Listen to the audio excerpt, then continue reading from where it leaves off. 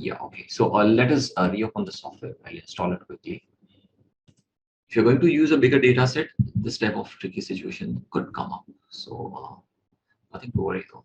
Okay, so yeah, I did not exit correctly. Do you want to auto recover? Yes, I will have to save it. Yeah, so fine. We are back here. But never mind. Now let us do one thing. Let's come back to filter. Click on edit filter. Include fields by default. Yeah, okay. What you can also do is anonymize field names. Yes, that is something possible. Filter default.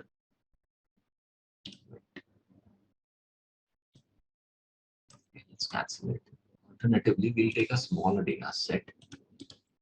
So let us import another data set here, which is also of the JSON type only, except that it's a smaller size. So we can run the data set much more smoothly. So I'll go to the file location. This is a very freely available data set that we are seeing here. Okay, iris JSON. Okay, I'll right click on it, I click edit, and preview it. Now see that will not take a lot of time. So this is a common data set that is widely available on the internet. So this is these are the sepal length, sepal width, petal length, petal width, and that's for the species, which flower species have we used it for. So fine, apply, and I click OK. So this is done. Now let us do one thing. Let us apply filter over here. So if I apply filter, I drag and drop it over here. And I also apply sort. Sorting is available for record ops. Applying sort here. I think this will delete. Let's connect them. So I'm connecting JSON with filter, and I'm connecting filter with sort node. Okay. Now let's run this. Let's right click on this and click run from here. Okay, there are no executable nodes as we had anticipated. So let us also add statistics here. Right click and I click connect. Fine. So let us click on edit, and fine. So there are only 5 fields, 1, 2, 3, 4, 5. So there is not going to be much of an issue. So I click apply, OK. And I click on sort. Let's click on preview. It's a small data set, so I think this time it should not be any issues.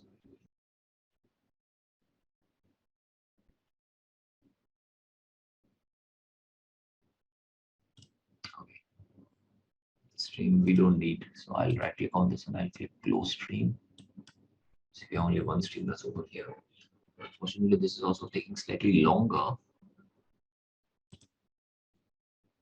So we might have to close this also. It's taking too long again. This is not good. Okay, let us click on execution, stopping the execution. Let's stop it. So the second instance. Okay, so yes, we can use it.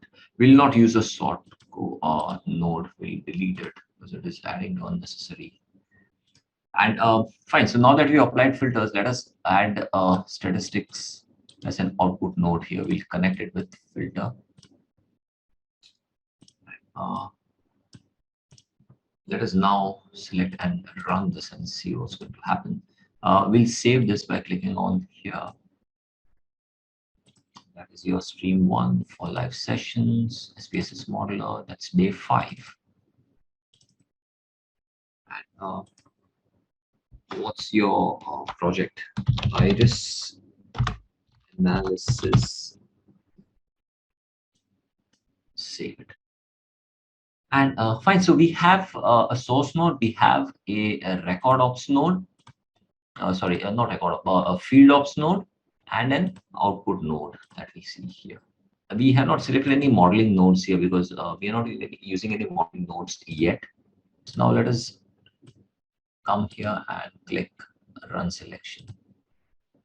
Aha, now there are no fields selected in statistics mode. That is a classic and standard error that will come up. So I right click on statistics and I click edit. after coming here, we have to decide, right, what all we need from the fields, which fields we want. So which variables we want to examine. So I'm clicking on this. Now these are the variables that are available to us. So let's select all of them. I click apply and I click OK. And then there are correlation settings also. Let us have this all, apply, and I click OK.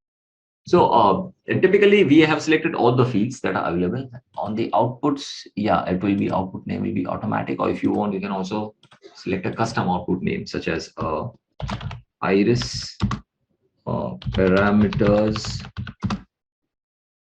That's the output name that I have taken, and output to file. Which file do you want? File. Now it is showing us an HTML file. We can also save it as a text doc or an output object. We are leaving everything to default. That is, we are selecting this output to screen. Alternatively, had we selected to output to file, it could have asked us the file name, which we don't have yet. And if I select all, yeah, out here we can add iris analysis. That's that's a stream that we have selected. That's the original data file. If you want, you can select what iris output, something like that. I click save it. I click apply it. I click OK. And now we'll run this. Let us save it again for once. So out here in the output, no, we are not seeing anything yet. But if we right click on this and then we select and run selection, that should run.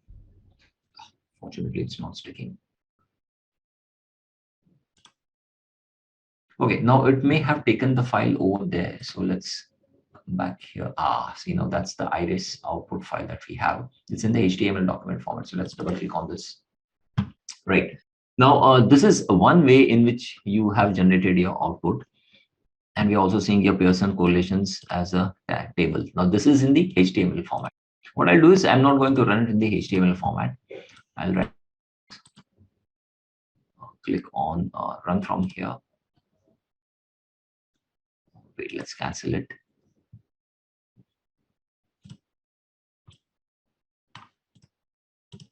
Let's click on statistics. We'll change the setting. I'm selecting on output to screen. So when I select output to screen, the output will appear over here in this outputs button out here that you see in the top right corner.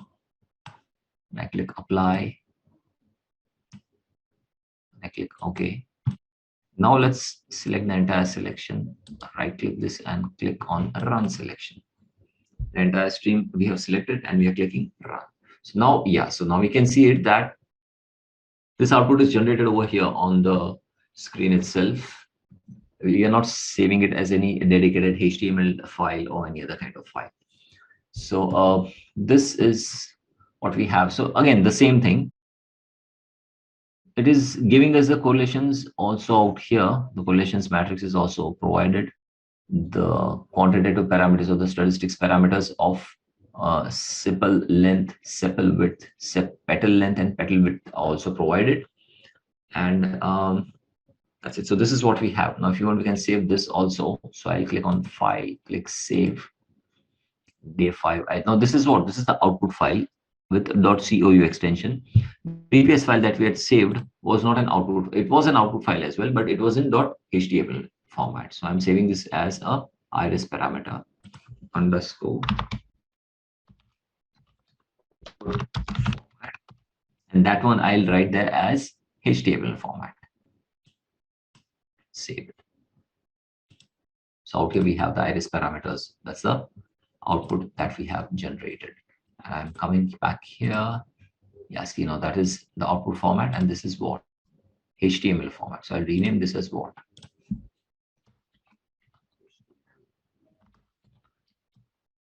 So these type of features are available with the modeler, and you can use these features to your benefit.